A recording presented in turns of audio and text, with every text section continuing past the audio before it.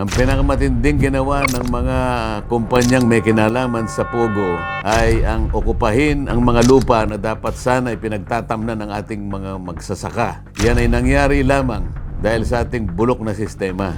Nabanggit ko na minsan na kapag ako'y nahalal bilang isang senador ay tututukan natin ang pagpapalakas ng oversight function ng Kongreso. Napakaraming batas ang nagawa na ng Kongreso. Ang iba po'y talagang inaamin ko na magaganda. Ngunit dahil sa pagpapatupad nito o hindi pagpapatupad ay hindi po natin nakukuha yung pinakalayunin at nang nagsasaper po rito yung mamamayan na dapat sana'y naging biyaya para sa kanila. Nasa batas po na dapat merong dedicated po na pagtatamnan ng palay ang ating mga magsasaka sapagkat ito na rin ang magiging daan para po magkaroon tayo ng sufficiency sa ating pagkain. Karaniwan na pong nangyayari ay nire-reclassify po nila yung lupa. Hindi po ninyo pwedeng i-convert ang lupang pinagtatamnan ng ating pagkain sa iba't ibang klase ng paggamit. Ngayon nga po nangyari. Ibinenta na sa mga pugo na wala na po yung pagtatanim. Magsasaper po talaga ang ating agrikultura sa ating bansa. Kapag